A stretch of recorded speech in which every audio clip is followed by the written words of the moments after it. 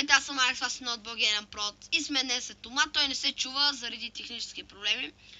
И искам да ви кажем, че този Тома доскоро беше гост, само че аз ще така в нашите клипове.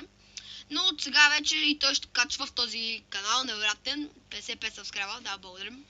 Аз като влезнах бяха 42 или 3, да, това е 12-13 сабскрайба. И да, това е. Тома ще качва най-често на CSGO, защото си е купил специално днеска. На коя дата сме днеска? Днес сме 21.5. Тази дата той си напъха стима с пари. Да. И това беше от нас. Очаквайте клипове от него. Сигурно утре 22 май ще намерим някаква друга програма за снимане, защото каквото и да правим, той в моите клипове не се чува, аз в неговите не се чувам. И да, това е. Благодарим за сабскрайбването отново, за лайквате, за гледаната.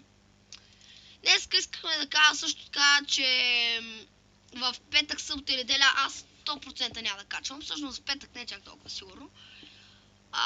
Защото съм на кръщене. Да.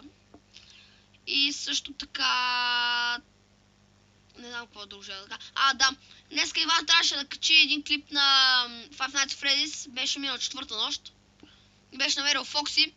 Само че клипа му се бъгна и нищо не стана. Не му се качи. И той, нали, не може да почне от начало всичко.